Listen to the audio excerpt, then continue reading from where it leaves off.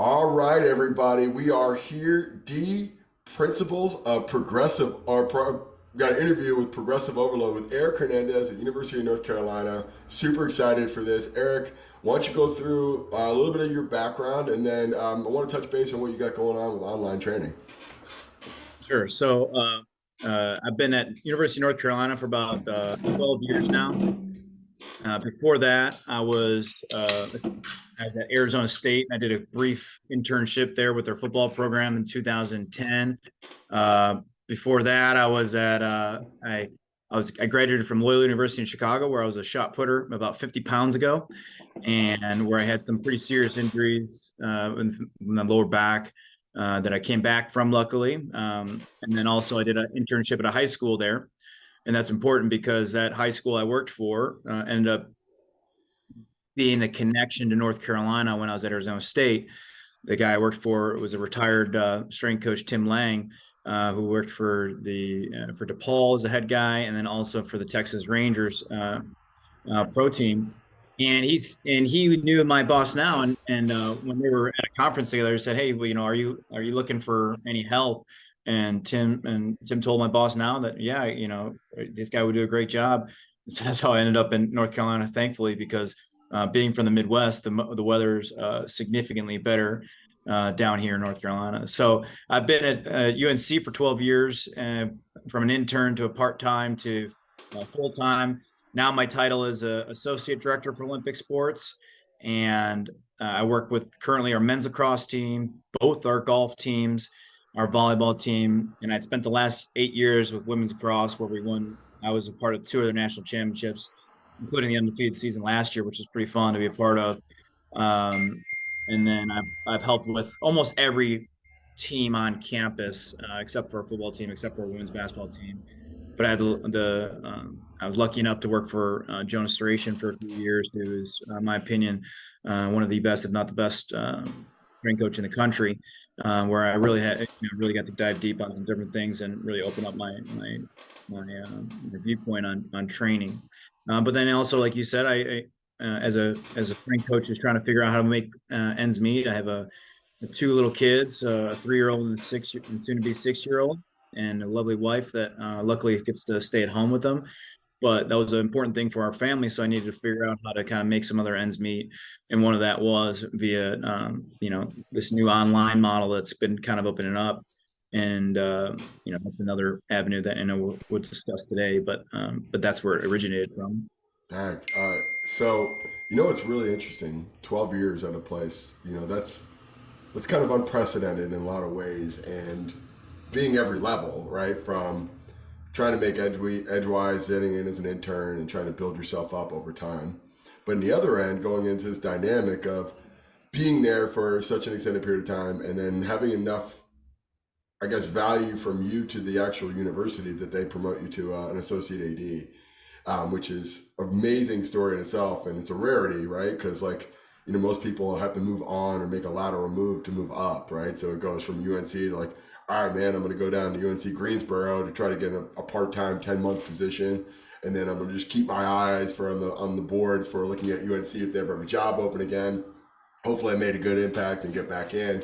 Where I think that's something that's kind of a shame about the way, and I've always looked at that as like my best potential next coach is the one that's currently there, because I know Erik's going to be on time. I know Erik's really reliable. I know Erik's really skilled and talented. I'm not looking for the next best person. Like, I'm looking at Erik, like, this guy busting his ass, and you're more motivated knowing that there's a potential to go in there and work your way up. And I'm sure there's a lot of people who saw the value in right away. But that's another really amazing note. But what that being said is, I'm sure this is what spawned the online training. It's 12 years of relationships and 12 years of athletes hitting you up about 3 months after they're done playing. Man, I miss what we were doing. There's any way you could write me a program, and being the eager beaver that we all are, like, absolutely, I'll send you an Excel file of what we're doing with the team, or I'll take a little bit more time to customize it for you. And at a certain point, it's an opportunity cost, right? You have a 3 and a 6-year-old, you got a wife that you have to have a relationship with this as well, by the way. And then you have hundreds of athletes to deal with on a daily basis, and coaches and administration. Now you're an associate AD, so you have to have more bureaucratic meetings, so to speak. that's all time that you have to take away from those folks that are like, that's your job and that's your priority. So now it's like 12 years of relationships, thousands of athletes hitting you up saying, hey, like, I love a program for you, man. If you just spend an hour to 2 hours out of your day to write me a custom program out of your time, like, that's a lot. And kudos to you for saying, hey, I want to develop an online platform to service those athletes, maybe some other folks outside of that, but on top of it, not eat into this time without some sort of evaluation there. How was that process for you? Like, was there like a moment for you, or like, I don't know if I feel comfortable doing this, or what was the first time you potentially asked for money and what that felt like? Well, that's a good question. I know it didn't happen as fast as I probably would have wished, that because I think I had to get better as a coach. So, it was later in my career that people started asking more because I got better as a coach and they started seeing value, I suppose. Um, I want to say it was like maybe just before COVID or something. So it's only been a few years. But a former volleyball player of mine was like, you should really she was asking just for help. She wanted to go play professionally. So she's like, hey, could you help me with a program? And I loved her while she was here. She even helped babysit. And, so I was like, yeah, sure. I'd love to get back to you. But then I'd find myself sitting there staring at the computer screen, and I already written, 5 programs for the day for other teams or individuals. And I didn't want to sit there and write another program, but I wanted to help her out. And so I did it. And then I said, we kind of dialogued, and she's like, like other girls would still be interested in this. Like, why don't you, have you thought about doing this online? And I'm like, I guess, I don't know. I'm like, well, let me try a little beta version. So I reached out to probably 8 or 9 people who had gone off and asked me for some help. Um, and I just made one program. I sent it out to them, and it was awful. It was the worst Excel sheet. So many questions, so many videos I was writing, sending and resending the same video and wasting so much time. And I really wanted to quit on it because I'm like, this is just too much. But then I didn't want to give up that easy, just because I saw it as a demand, right? That I could maybe benefit from financially. But I also really like helping people. I think the hardest part about being at a university sometimes is that, as soon as they graduate, they're on campus or something, they still want your help, and you still want to help them. You feel like they're still part of your responsibility, or coaches. So I was getting all these inquiries on campus and then off campus. And then I realized, and then I did my first kind of rendition of trying to do this remote type thing. And I realized how bad it was. And then COVID hit and I had more time on my hands. So then I started videoing. Then I started kind of playing with formatting, and then I started just streamlining, and my first Excel down to where I'm at now is completely different. I still haven't changes to make. I still need to get a lot better.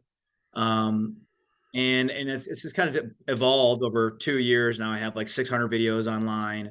But I also wanted to see it for the benefit of I didn't just, I'm always looking for most things I can get done at once and be efficient.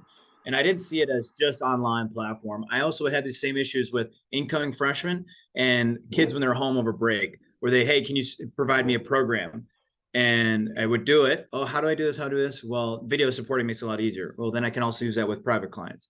All right. It's also helping my incoming freshmen. It's also helping this. So I started seeing the multi-value and everything I was doing, and it made it easier to keep going. Mm-hmm. While I was in this introduction phase where I didn't feel comfortable, honestly, charging people for something because I wasn't happy with my product yet. Just like it'd be hard for me to ask more money if I wasn't a better coach. I needed to be better at this before I would feel comfortable reaching out. And I probably could have asked for money earlier, but I didn't want to unless I knew it was tight. So fast forward a little bit longer. Now I'm feeling more confident, and I started charging some people. The hardest part was okay, hey, I need to charge you for this, and they'd be like, okay, how much? And span anywhere from $50 to $150 to who knows how I set the price that in those earlier stages. And then I'd have some people do it, and then they stop, and then I try to push it up a little higher. And I told them when I first asked me, and I said, how much is it? And I'd say, give them the price. And I told them, but here's the reason why. One, I don't want to write the program for you. unless I'm getting time because I'm just way too busy, honestly. So I can't carve in an hour to write something for you unless it makes sense on my end. Two, you're not going to do it unless you pay for it, Mhm. because I've given out way too many free programs that people do for 1 week and then they stop. So I don't want you to have bad results and blame me because you didn't pay for something. Um, so that, and I was very upfront with them, and I've always been upfront with them when they're like, if for the kids that have gone on and are still training, I've always been upfront with them when they're here.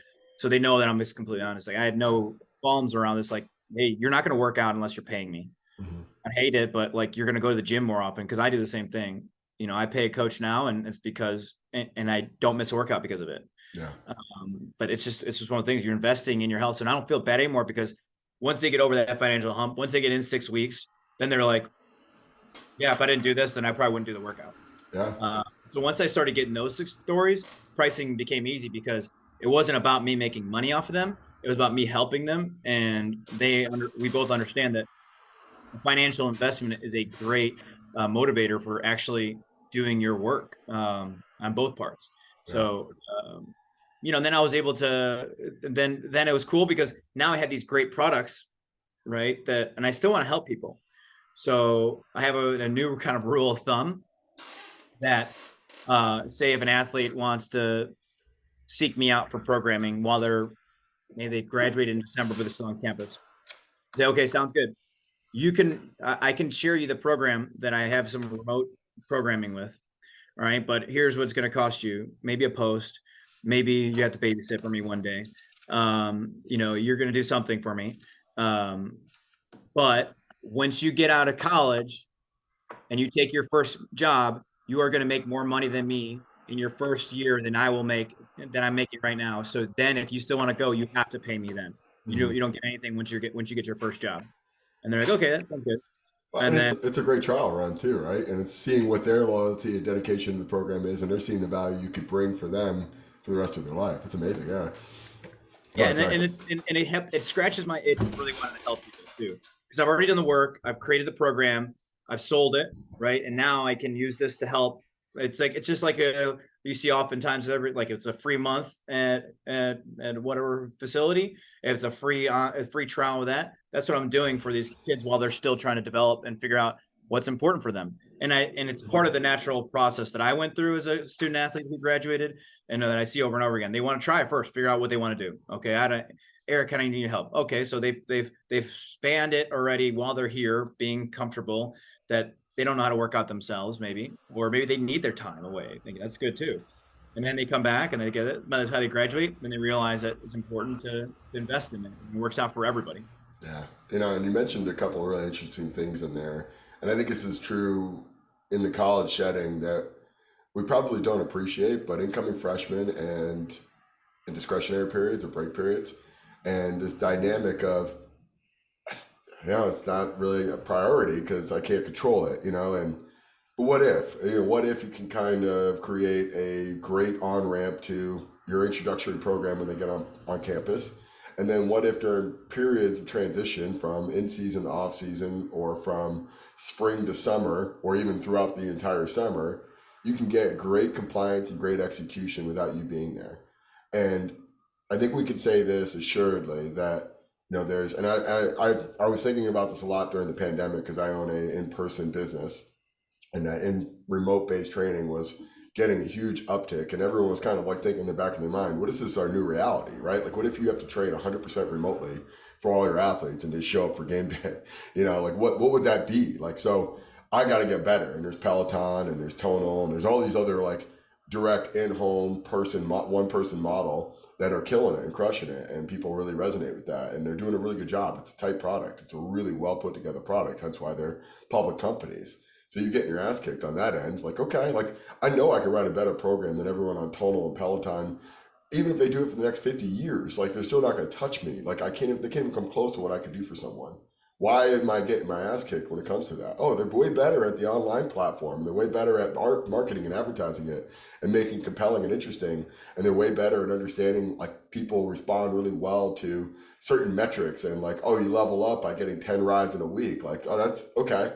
how do I do that with my freshmen? And how do I get like a better, block zero program as they come in? Or how do we not lose a bunch of ground going into from spring to summer? I'm like, all right, man, I could probably figure this out. So something that you see, okay, monetarily potentially had motivation incentive, but the other end, it's, well, like, look at that. Now you're bringing more value to your current athlete. So it's like, get over that fear or stigmatism that like, what you're doing is selfish or self-serving. Actually, you're more well-rounded and you diversified your portfolio of strength conditioning that you can be almost as effective remotely as you are in person. Still prefer in person, but who would have thought? Which is an amazing, cool, and interesting thought. And now you have systems that can communicate to your clients and athletes to have correspondence and support them remotely. And yeah, it's maybe it's always going to be a percentage of what it could be like if you're in person, where you could troubleshoot and have contingencies and work through the dailies.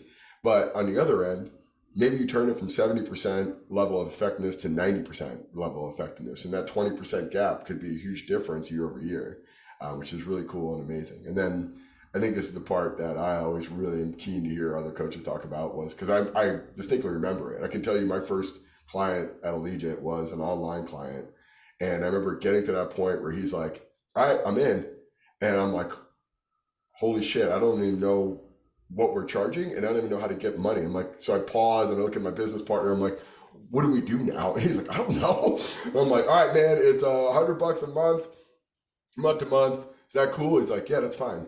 And I'm like, great. I'll send you some information here in a second. And then we had to figure out how to collect payment after that. It was really funny. But I'm like, we never think that far down the road. But, the fear of like, you're gonna charge. And then the other fear of like, oh my God, I don't even know how to collect payment or do this or organize that or keep track of that. And then you think too, of like one of the best lessons I learned was like, after that, what if this scaled out to 1,000 people in a month?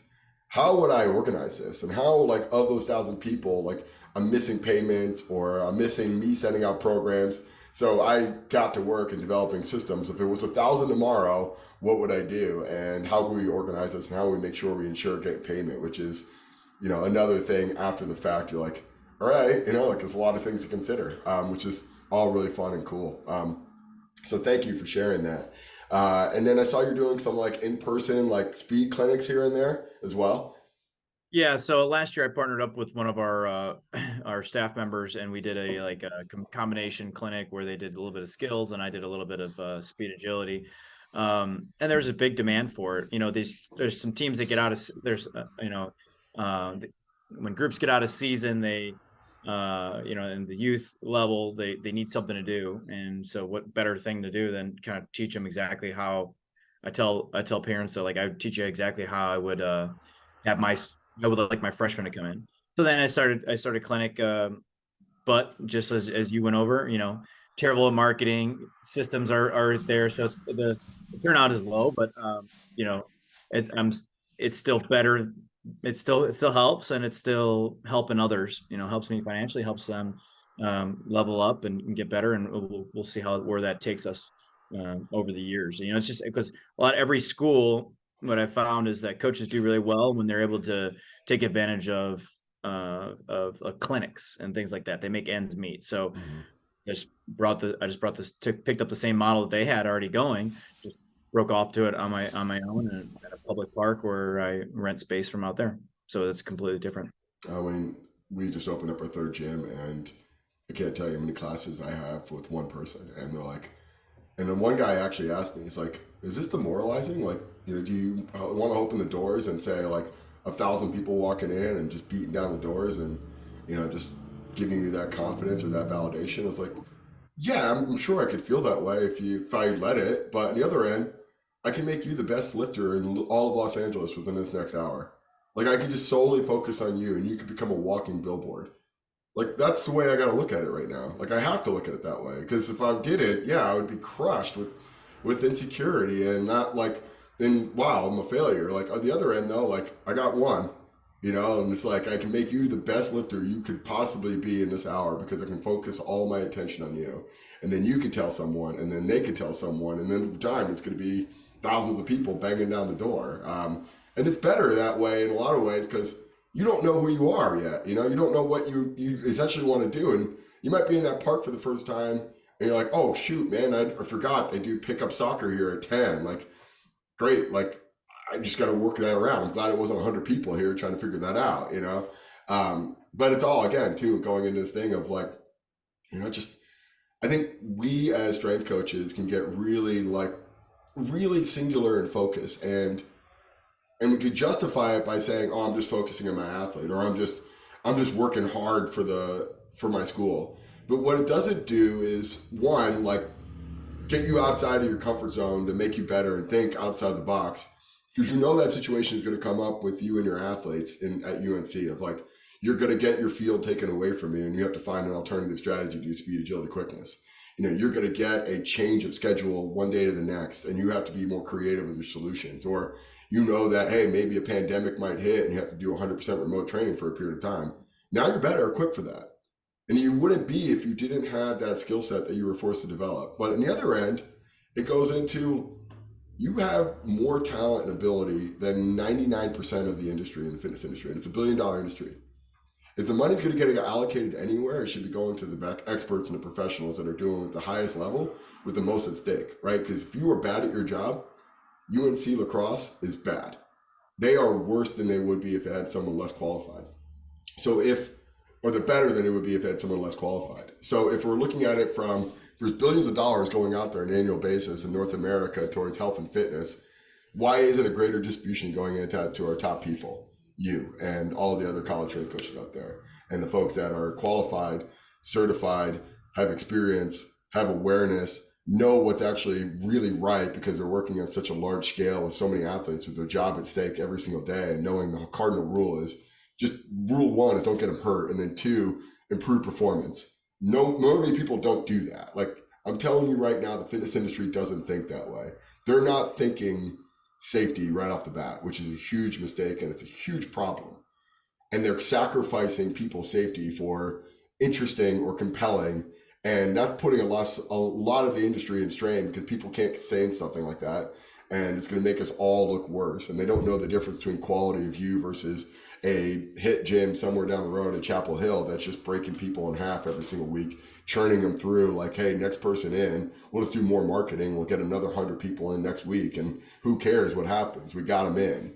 Now you're looking at it, you've had your clients for months on end, years on end, you have 12 years of experience at a place that people know the quality of service you have. Like, you should be more comfortable going out there because it's actually the right thing to do, because someone's going to get that money or get that time from that person, and that's probably not in the best interest of humanity, right? And there's still an epidemic of people overweight and metabolic syndrome and low back pain, and how many of those are our former athletes? And okay, well, what are we doing about it? What are we actually trying? Like, so if they're going to go with you online remotely, I'll probably say that's better than 99% of the stuff they could do else that's out there, as well as if we're going to send our kids somewhere. I was talking about this with Joey G at FAU, and he's like, yeah, I was, just training my kid, and a lot of people were asking questions. Like, they're better served with you than anyone in that, like, Boca area. I know this, right? Like, I know that for a fact. Like, I'm just telling you, like, I would, if I'm living in Boca and I don't know my ass from my elbow and come to training, I'm glad I have someone with skin in the game who's actually jobs on the line if he gets people hurt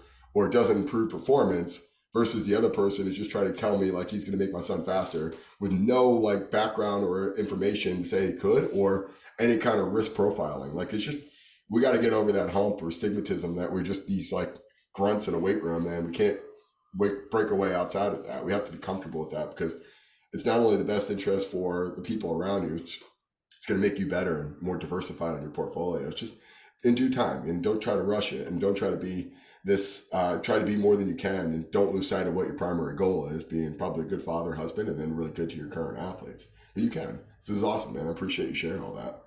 I think one thing you brought up was like, because early on when I first started doing this whole thing, it was like, yeah, it's like, yeah, maybe one person you're working with. Well, one person starts everything on all ends. I work with our men's golf team right now, and our men's golfers train awesome. They train hard. I had a guy doing snatches and overhead squats today. But when I first started, took over our program 6 years ago, no one really wanted to lift hard. And then I had one guy that kind of got it, and then another guy kind of got it. And now I have like a whole team of guys that they show up. They all have slightly different programs, And I sit there and just coach hard the entire time because it built up, right? But that same thing happened with in the private sector, because the private sector, you have to get results in college, but Olympic sports, it's not as cutthroat as football and basketball, I'll admit it, right? But there is, I mean, there's plenty at stake. But when you're trying to improve someone and literally like they're paying you to do it by the hour or whatever, and you don't get some results, then they're not going to give a reference, and you're not going to get word of mouth, and you will fizzle out and be screwed. So I think actually, strength coaches, college coaches need to do a little bit of that. And then when they realize that parents don't want to keep paying them, well, then they need to fix something. They need to fix their approach, because that's probably one of the things, just how they handle the person in front of them, or their programming. And then that was what made me stronger with the college athletes I had, communicating coaches, communicating to the athletes, finding what makes them tick, because it was the same thing. I don't tie the financials. I just tie the buy-in. I tie the just what makes them improve, makes them happier. If they're happier, then they're going to keep coming to me. I hope that these guys, when they go off and play in the PGA, they want to keep coming back to me, because of how I made them feel here. No big deal, doing due time, but that's in general. Like I want them to at least remember something for the rest of their life about that I gave them, whether it's a private client that I've worked with, or whether it's a college athlete I worked with. Yeah. And it ends up, if you just have their best interest in mind, but also understand that retention is from their best interest, then you will do the best job you can. And when you have to challenge yourself by being under the microscope, in trying to sink or swim in the private sector, I think it helps you when in your current job, if you're just doing work in college or something like that. Yeah, I mean, objectivity is really important, and in the private sector, it's very clear. They will pay you or they won't. Mm-hmm. And every one of my gyms I own here in Los Angeles has 5 gyms within a stone's throw away, and they have plenty of options. The reason why they choose us is what I can control, right? Like, so, just being good customer service, not being just a jerk to everyone, being on time, being professional. And then the other end is, okay, we have a plan. Can everyone execute on it? Or are we kind of all over the place, right? Like it feels like that coach has a different thought process on what we should be doing on this on a daily basis. And like, the McDonald'sification of like, we're selling Big Macs, like know the product and sell it and be really good at that. Know how to make that product and know how to deliver that product so they can come to expect it and they can make an informed choice of, yeah, I know what I'm getting here. High quality strength training. And that's very clear. And they're very professional and they're very just cordial and nice, and they're not cruel or like, judging me or sizing me up every single time I walk in. Like, okay, I can control those variables, and on the other end, if I'm not looking for high quality strength training or getting really good results, that's their choice. That is their choice. And they can tell you that. They can tell you, I'm looking for something different. That's completely fine. And I think that's the part when you're going back to your teams and you're running into these constant battles with your sport coaches and with your athletes and compliance and getting weight room time, and you'll see what they really feel of you when you get in season, right? Like the sports coach will not carve out any time for the weight room, and it'll be an afterthought of like, not going to get it this week. In a lot of ways, that's what they perceive strength conditioning, and that's that customer telling me, I'm going to go somewhere else, right? Like they're not going to anywhere in the college setting. That tells you that they don't want to do it or they don't like what you're doing in some way, shape, or form. And yeah, a lot of times you got to start really simple and start really like conservative, and you got to build trust and you got to build this rapport. And they go, yeah, well, bottom line, I know when our athletes could leave with Erik's weight room, they're better, they're more equipped, they're more prepared, they have a better headspace. And coming off a loss or coming off a win, it's always this steadying of a ship. So we got to keep that in there. So when I'm booking out our week, we got these games, we got these practices, I'm putting strength and conditioning in there, probably at the top of the list, and working the schedule around it. That's when you know you're making a really good buy-in from everyone. And then the other end, it's the same thing in private. When they come in multiple times a week, they're probably not going to leave. When they're posting your stuff or championing who you are, they're not going to go anywhere. When they are on the other end giving a lot of direct feedback to improve, there might be some things they want to change, but there's also some things they're engaging with. They want to make it better for them because they want to be here. So there's always like dynamics and psychological things that are going on. And think when you're young, you don't realize that. You don't realize that you become territorial and become, like entrenched, or you become like, personal battled. Like it's a lot of variables, and when you get this element of working for someone directly in a pay to play kind of thing, you get a whole nother perspective on what that dynamic or relationship really is, which is an amazing insight. All right, you want to hit this progressive overload? Sure. Awesome. So talked about your programming with your athletes, and a lot of times now you have a little bit more individualization within that. Is that more biomechanics and like looking at it from what exercises they can or can't do, or like modifications you may do, or is there like a physiological aspect of rates of progression or different kind of mesocycles or microcycle arrangement? Like, how are you structuring your individualization? So I think it all starts with kind of um, the biomechanical basics, right? Because what I found is, and you've seen this too, is like it's so easy. I take a very general approach because it's so easy to get caught up in all the things that you see. I was lucky enough to, like I said, I work for Jonas Duration. The coaching eye that he has is unbelievable. And it was, and then he told me about Dan Paff's coaching eye. And I went out and saw Dan Paff and what he saw. And I was like, whoa. And then I started going down the route of some different therapists that were recommended about from Dan Paff. And I'd watch people work on people, and they'd see things that I never saw before. And I started seeing these things, and I'd be like, oh, that foot is rotated like this is that, and the other thing. And I'd see them do work on people, and then they get better, and it's it. And then I was like, oh God, that's awesome. Like that's where it needs to start. And then I'd get further down, like I'd meet these doctors who are, adjusting people's blood work and noticing the dryness of their elbows, and their knee, and then oh God, and then this, and like I just kept going down. I was being exposed to the best. I mean, I swear, the best nutrition therapists, doctors, all the coaches, and they saw it all. And I went through a couple of years, I was struggling to see it all and fix it all, and realizing I wasn't fixing anything. And then I got back to being extremely general, and I was like, oh, you can make squat well. And people told me this as I'm going along, but I feel like it's a journey of a dumb strength coach, where you get told this stuff, and then you know everything, and then you realize you don't know anything. You should have listened to them when they told you the first time. Well, I went through that plenty of times, and then I realized, I'm like, yeah, if I can get them to squat better, if I can get them to squat, do a good push up, do a good inverted row, do a good split squat, and then start to handling all the other things, like, well, then I'm gonna know where they need to go from there. And what I found was, like, I'd see these kids walk in with all this stuff, like, oh, what's like I had what today was when coach was like, hey, we noticed what's happened to this guy's foot. I said, yeah, but he's also just weak as heck. I'm like, unless he just, like, he can't squat, he can't do anything. We'll just let him train for a few weeks and we'll see what happens. And like a lot of, and like I was lucky enough to work with a bunch of like middle school kids too, because there's no compliance issues or anything like that. So I'd work with these little kids, and it'd be the same thing. Like they couldn't, there's nothing, but I put them through the same body weight circuit with ISOs and things like that. And I'd just be like, I'd start to see everything clean up by just doing those foundational movements and just holding them accountable for all the little things. So I'd start very general, because it didn't matter, but I didn't know where to take them individually until I started very, very general for my coaching eye to learn from them so much. Like I'll have every freshman come in and do like a 30-second body weight hold first, in squat, row, push up, and split squat, because it's such a low baseline that I'm going to see all the ankle ranges of motion, all the different ranges of motion. I'm going to see fatigue when they fatigue out. But it's going to be such a low entry that I'm not going to get them hurt. We talked about having skin in the game, right?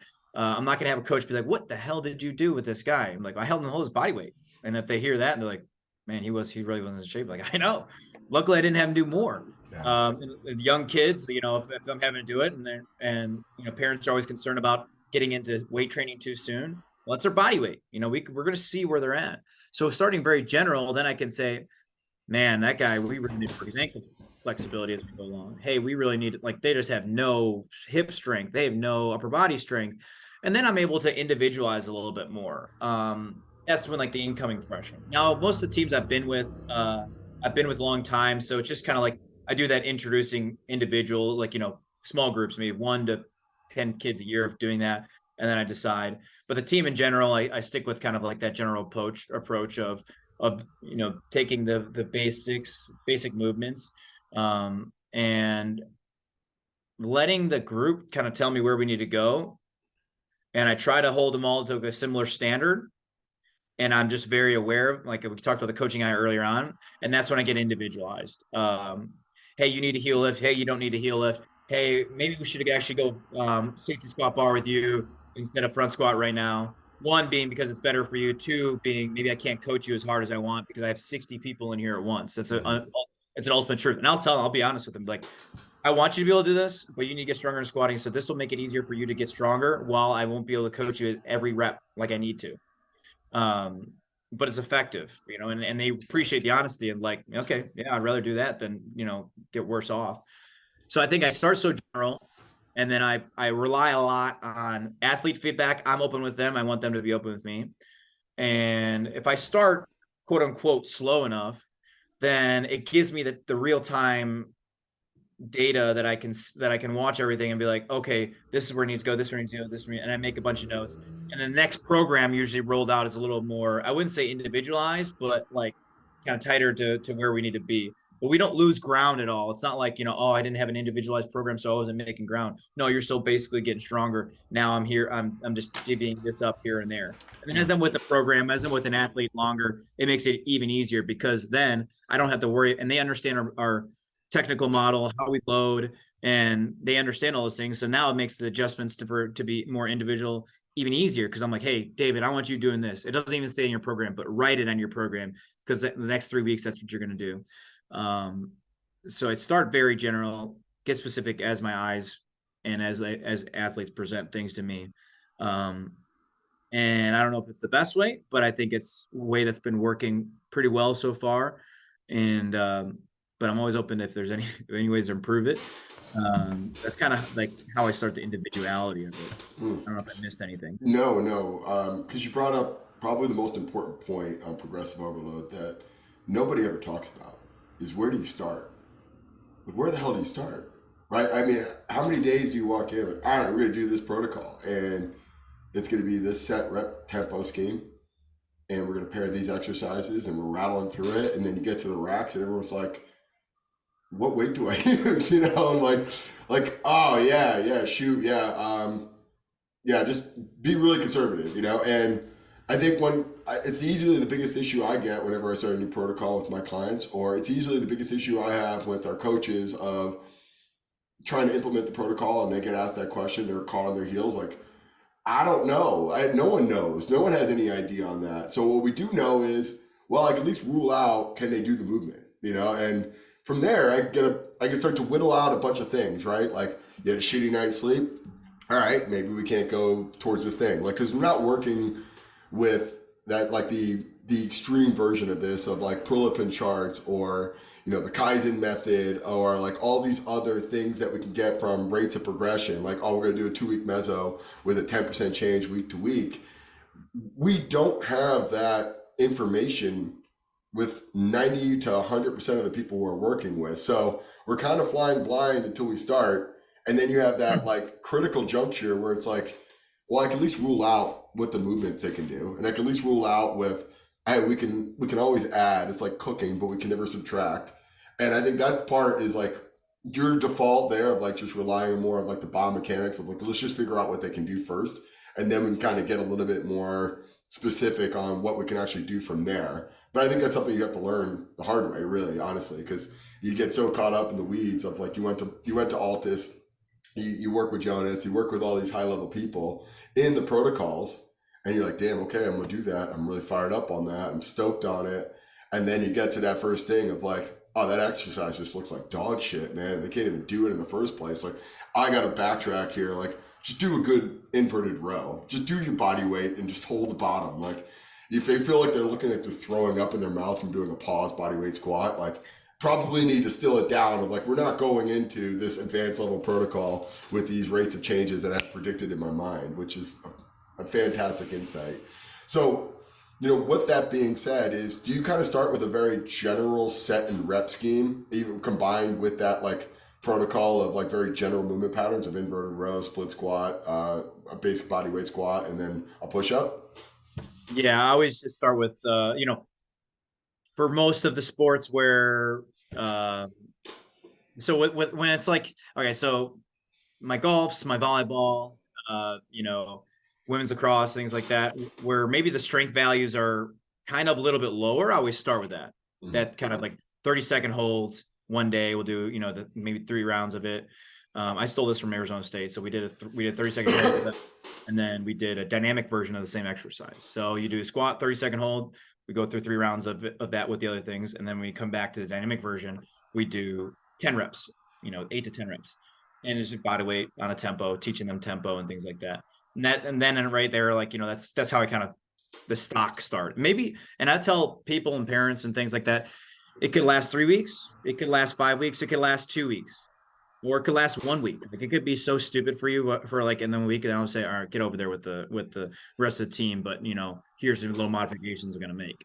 Mhm. So I'm not afraid to speed people up, but I'd rather start them slower, if anything. But then I get more just traditional sets, um, you know, and I'm just trying to. I think there's the hardest part for me when it was taking the set rep schemes that I learned and then trying to adapt it to the technical models was that the attention spans for technique doesn't last as long sometimes as the set rep schemes that make sense. Mhm. So, for example, like instead of like a 4x8 on the squat being great, like 5x5 is better because a kid can keep, and even at a lower intensity, a kid can keep better focus for 5 reps.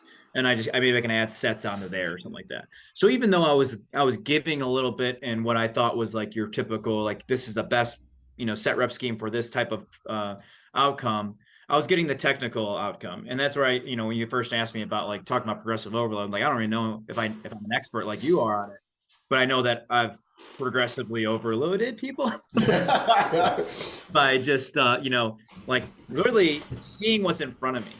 My biggest mentor, Ryan Reynolds, who's actually over at Kansas City now, with the Chiefs, he at Arizona State, he would always tell, because he was the smartest dude and like, I mean, this dude's brain is amazing. He's probably gonna get mad at me for even talking about him, but he would tell me that I would ask him, what should I be doing reading this? What should I be reading this? And he'd be like, hey, the best professional development you're gonna do is on the floor coaching. And when I thought about that, and when I think about that, and I'm in there doing it, sets and reps schemes don't matter to me. I planned that ahead of time, right? That's all planned out, like you said. That's standard. Like you have to coming in. What matters is that day, what was in front of you, what they're putting out, what you can get out of them, right? And then it doesn't really matter. I'd rather cut a kid 2 reps too early and say, great job. That's all I cared about today. There's types of things like that. And that's not a regular thing we're always cutting, but like if we have a goal in mind of and progressively getting better with it, um, we can get away from. I think I can, and I shouldn't say we can. I don't know if everyone can, but I can get away from some of the traditional like feeling stuck with my set rep scheme, because I know that I'm slowly getting something better. But I also have the benefit of getting that kid again in 2 days. And in clients and everything like that, you don't always get that. Like, so if I know that I can get such frequency just because they're here and they got nothing else to do, then it helps me with my progressive overload with knowing that I can look at a week worth of work instead of just the session worth of work.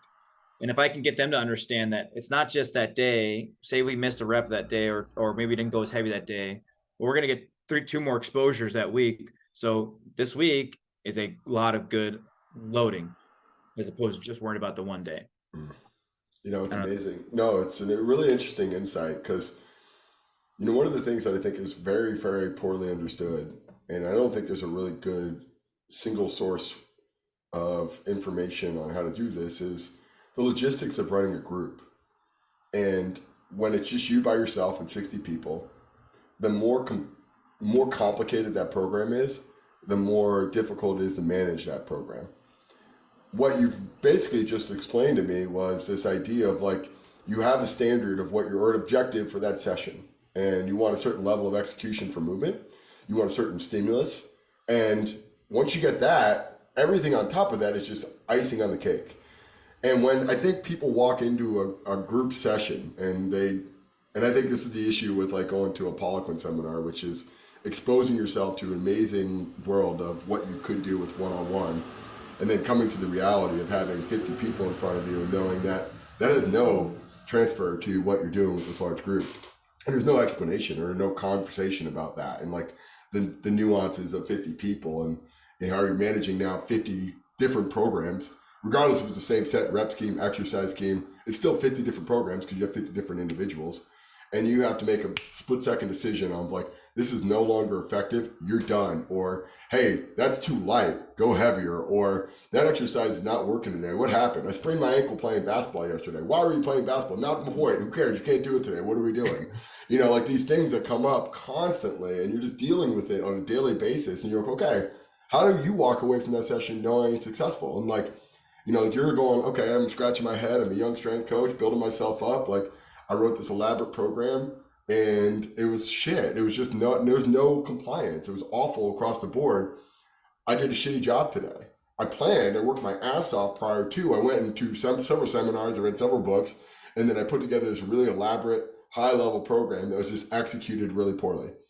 On the other end, it's, hey, I'm going to put together something that I know everyone could be successful, and then I can pull people up from that, and I can pull people in directions that make it more challenging, or I can pull people in other directions of, okay, we're going to go back down here, and we're going to stay here, we're going to stay at this thing. And the unfortunate truth about large groups is you're either doing two directions. You're programming to the lowest common denominator, or what you expect the worst person to be in the room. But college athletes are a little bit higher than the normal people, so it's not like this super simple, distilled down, watered down program. But on the other end, it's, you could program to the top highest echelon person. So you could program up or down. What we learn probably more so than not is you start programming down and then you start to pull the people who are doing really well upwards, because that's easier direction. When you program top down and you have to tell that person who's just really struggling, you got to go down, it's a lot harder conversation. It's a lot more friction. It's a lot more of them feeling dejected and less than and inadequate. It's easier to say, you're doing great, go up to the next level, buddy. Or that person that's really struggling, like, you're doing this awful, we're going to send you back down to the minors, man. Like, sorry, you don't have what it takes. We're not programming down to the lowest common denominator around here. Just save yourself the friction and the headache and have a good day. Like you walk in like, hey, everything here is going to be really good. And I know that because I plan this accordingly and I know what we need. But I also know in that moment, I don't know what's going to happen. And I know I need to have contingencies, which is I think, an unfortunate thing we don't talk about a lot. So thank you for sharing that. So things that I'm thinking about now, and this could get a little bit more granular, in regards to like the next level and the directions you want to go, I'm sure you're going to have a lot of overlap with in season and off season. I'm sure there's probably situations where you have in season, off season guys and girls working out together at the same time.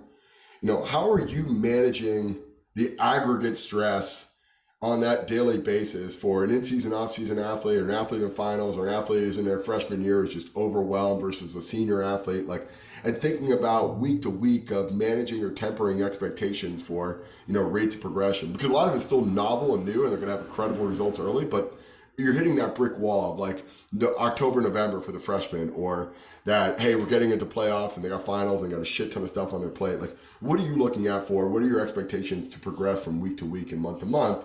They're in various parts of the year. Well, so I try to be very upfront with them, especially each team. Each team needs something different. Some teams want me to know that I'm there for them, and that if they got something, we can adjust. I can tone them back. You can do whatever you need to do. Like, well, I'm here for you, and then they appreciate that and they work harder. Other teams want me to tell them that I don't give a shit what you're doing this week, what you got going on. This is how it's going to help you when you get to Final Four or national championship. So even though we have the most stress that we're ever going to have this year, we're going to work our asses off and hold each other accountable through it. So I got to figure out like which team I'm talking to each time. And like before each group, I have to like mentally reset myself, because the change happens so quickly. But that's what I love about working in Olympic sports. I have women's golf and I love them, and they work hard as hell. They listen really well. So but some days they're off, they don't have it, and they don't want to hear this bald guy yell at them over and over again, but they do like when I hold them accountable for everything. And then I got men's lacrosse comes in afterwards, 60 guys that just got off the field are sweating and they're all, playing grab ass and they want to be told, let's go, let's get this shit going, blah, blah, blah. So you'll see me literally like as they're leaving, I'll turn around and blow and whistle, and the girls always laugh at me and like Erik, I'm glad you don't talk to us like that.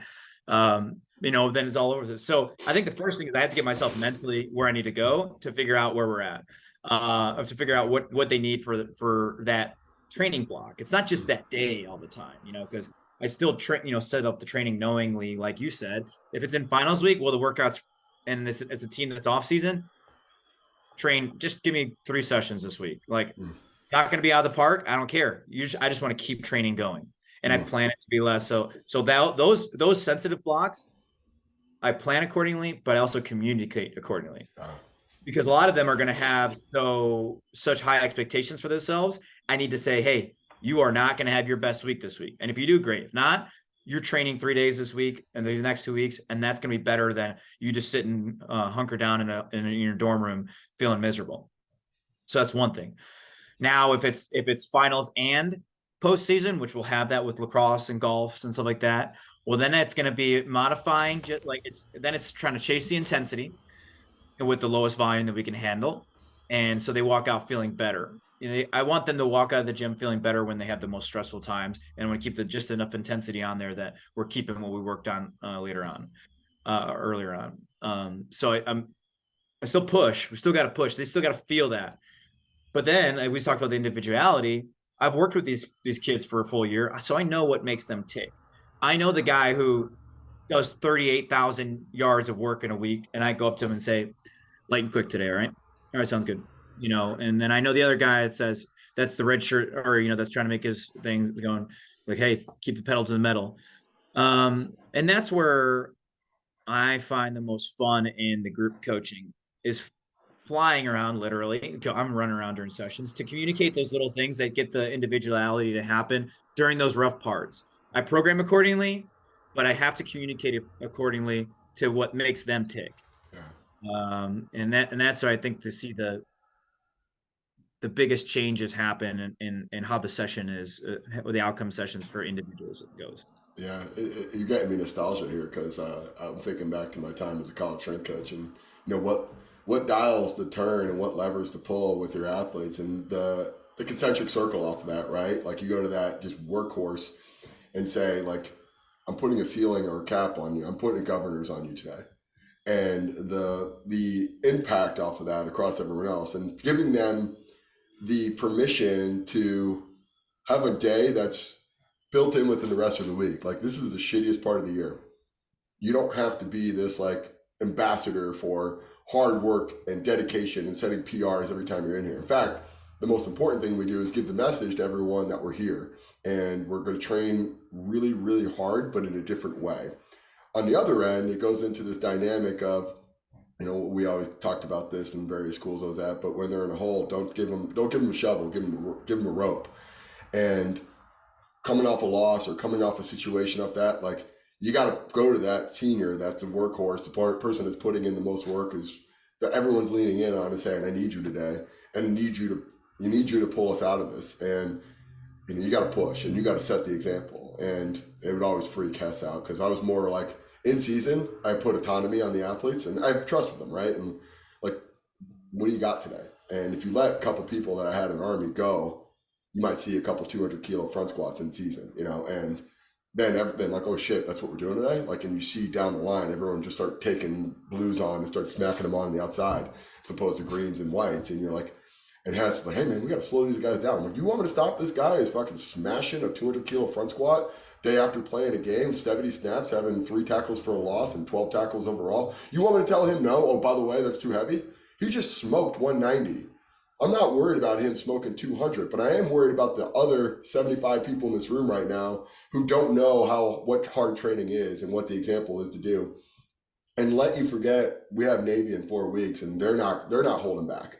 And like, he would be like, and then it would be like, all right, once he smashes it, and then down the line, Because it's all about momentum in a team environment, and either you got to slow momentum down to for the greater good, or you got to start to be catalytic and saying, "Hey, like I got to lean in on you." And there's a fun part of like, and you don't know, you really don't know until you get in there when you have that guy or girl that's is the tipping point for the rest of the group, what they're feeling, and you start seeing them put their wellness scores in. It's like twos across the board. Like, all right, I got to say, hey, we got to pull back. Because if they feel like shit, everyone else is going to feel like shit. If they feel great, everyone else better start feeling great because that's the standard today. And that element of it, throw out progressive overload. Like, what's a 2% jump this week? It's fucking go time.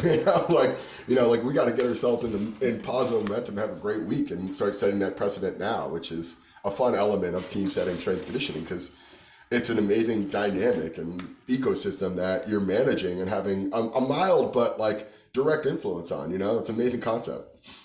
But I think you can, an important thing about like knowing your background and the things that I try to do, we can't have those moments unless we set an incredible foundation.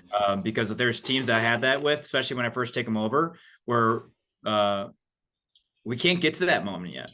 And I tell them, I'll be straight up front with them, like, we're not good enough at training yet for you guys to get crazy. Like, you don't impress me with that.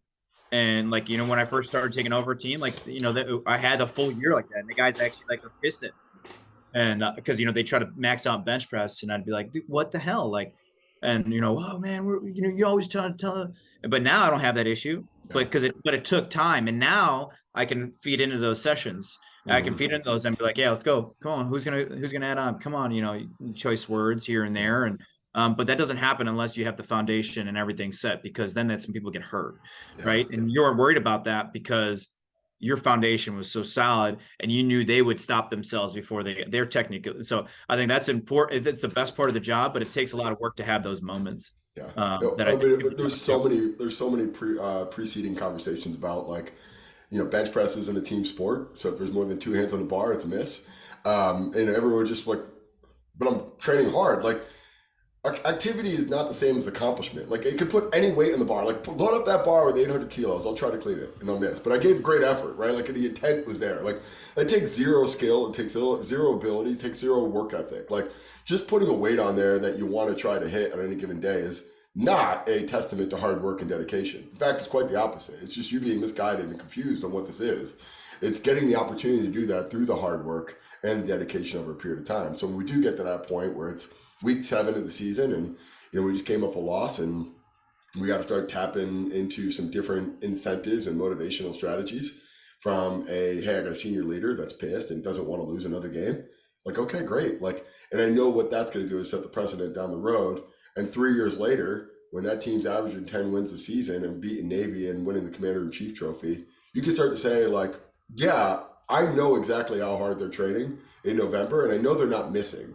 I know they're not missing reps and training like assholes. They're just basically coming, hey, I got a job to do. Let's train my ass off today and execute in the technique, which I guess is the whole point of progressive overload, is to try to get to that point where it actually really matters and really means something and have the ability to do it, right? Like, because that doesn't, if you don't have that outlet or that at least true north of like, who gives a shit how much we squat in 6 months out from the season, what really matters is if I'm in season and I can execute in the weight room in a very short but brief manner. Can I get a 30-minute session and everyone hitting really threshold weights that is going to be stimulating and facilitative? Like, the confidence you get from hitting what you hit in the off season, or maybe even better, and executing at a high level, means I'm going to have a better next off season. And it means that whatever we did up to that point was right.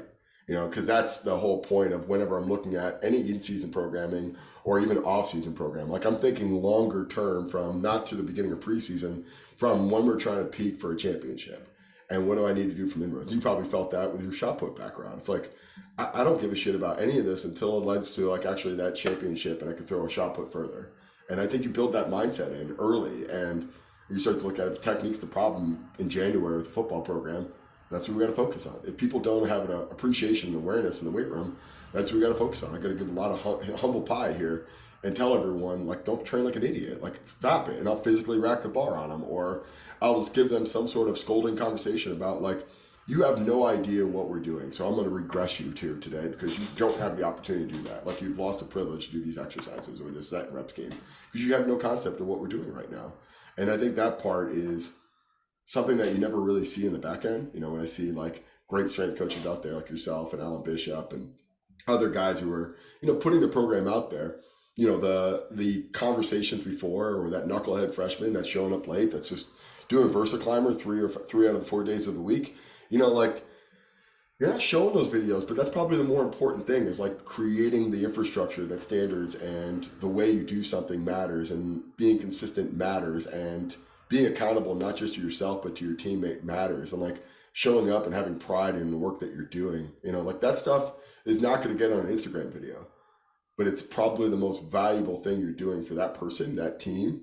And then what it does is it allows for whatever output you're putting out there to the world to show your value as a strength coach to be like shine and do all those amazing things. And, you know, like I know Joey Burgles really well and I know the stuff he puts out there and I know the conversations we have about like he's coaching middle schoolers at a 7 a.m. session. He's got 50 kids on the field and he's like, yeah, all we're doing is just body weight split squats with pauses. And they're like, that's it. Like, I'm not doing anything else. And I'm like, yeah, well, and he's like, it's not a sexy video. No one gives a shit about that. But they like seeing the other stuff. But the only way it gets to that is by doing the hard work build before that, which again is the whole point of progressive overload. So I got one more question for you here, and this is something that I'm thinking about, you know, myself personally with a lot of the people that I work with. You know, when you get to these like, you know, quote unquote end of the road for an exercise, right? Like you're reaching the apex, right? Like there's very little margins of room. Like what is your thought process there? Is it and you'll say they're a junior or let's say they're a sophomore. Like you know that you're getting to this like the plateauing effect.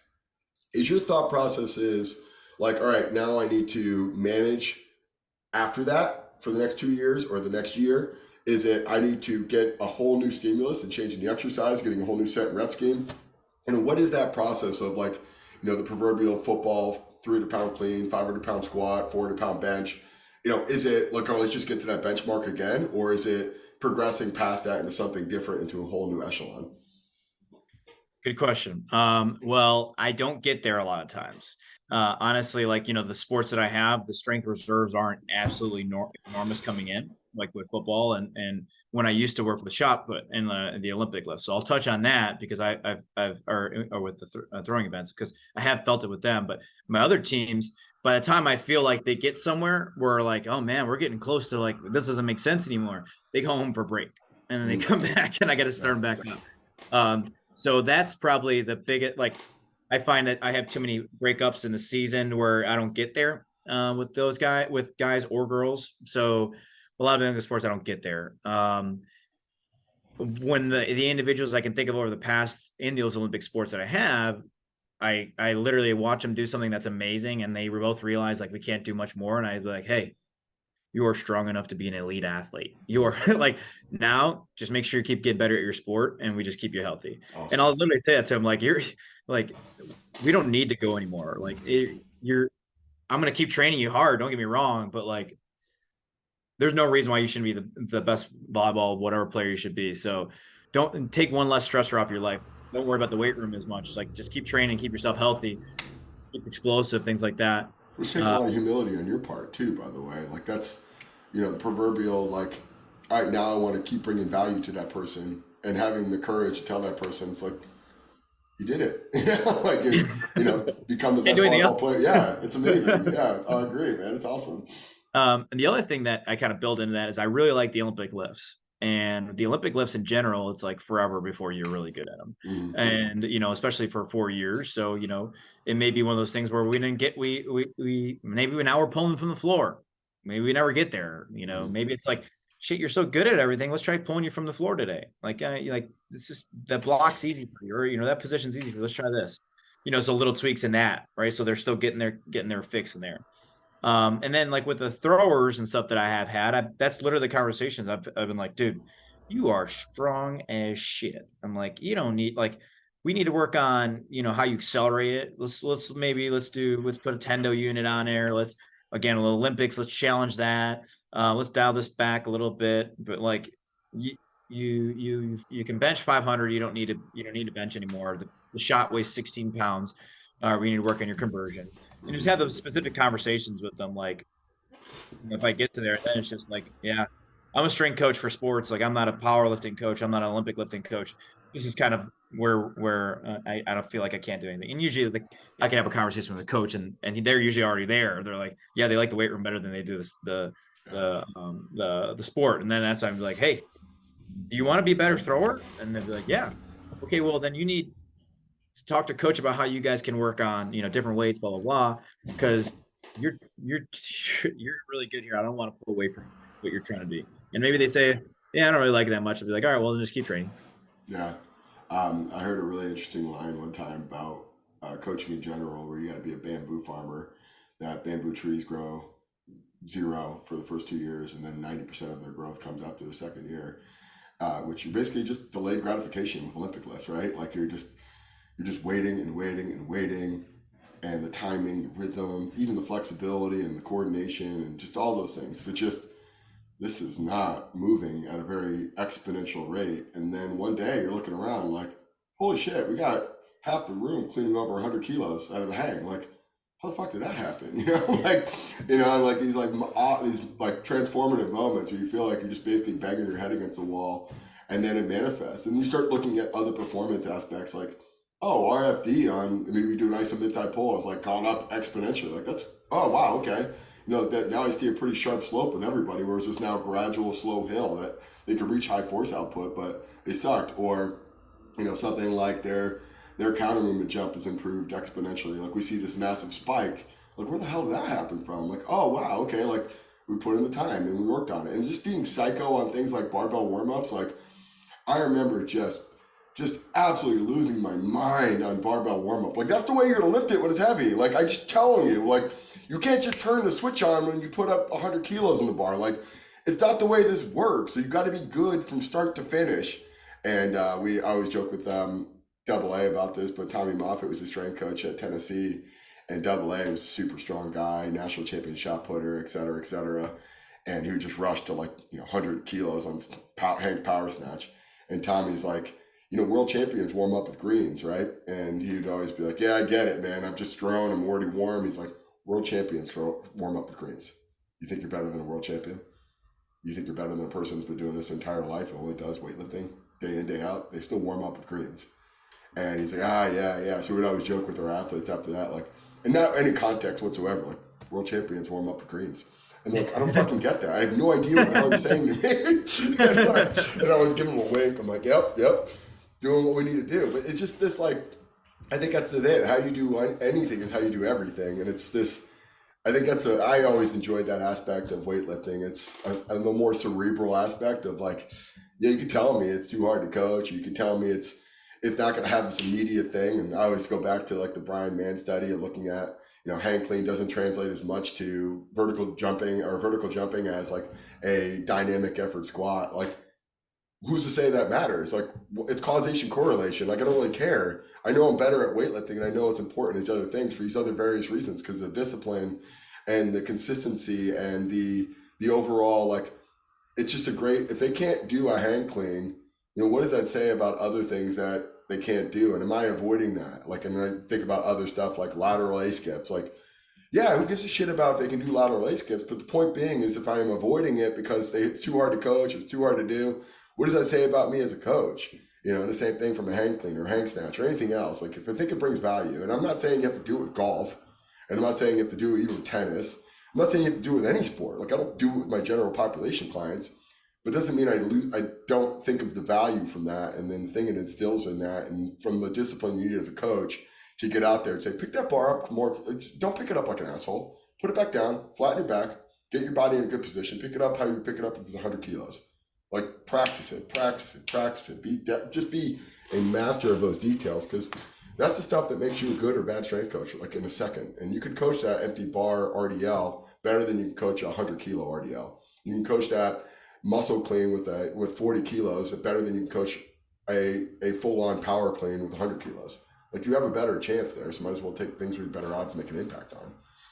All right, take home. Any last message on progressive overload that you kind of like, just I made this mistake. I started here, and when I tell my interns or my young coaches, like, don't get too crazy about it. Just do this. Is there any kind of like big take home you want anyone out there to know? I think the biggest thing is just take your time. You have the time, so take it. You'd rather not rush someone into a position where if they're a private client, you hurt them, they're never coming back and paying you. Mm-hmm. If they're another athlete that's going to pay with you anyways, you're going to hurt them and they're not going to trust you anymore. So take your time, and every little jump matters. Those 1-pounders, they matter. The progress plates matter. The little things matter. The different sizes and bars matter. Kids who want to get better, they'll know the difference, and they'll gravitate to small jumps, knowing that it's better than they were last week, Mm. and Yeah.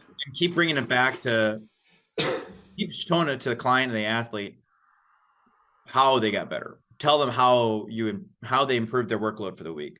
Whether it's, hey, your overall average intensity was higher for the session.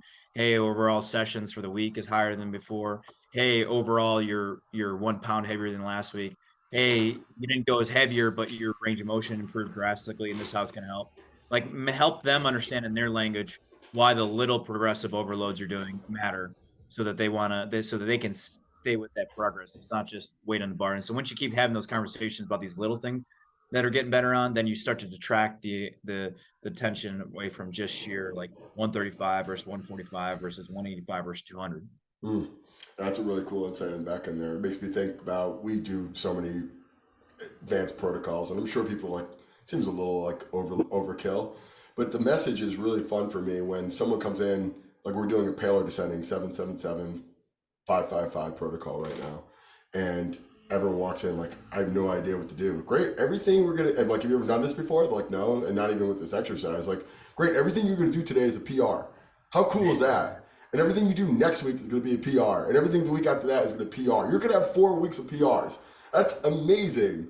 Just have 4 weeks of PRs. That's it, right? Like, and we'll go to a whole new thing next month, and like, you're gonna have 4 more weeks of PRs. You're gonna get 52 weeks of PRs this year. Because I guarantee you've never done this set rep scheme with this exercise combination along with that tempo.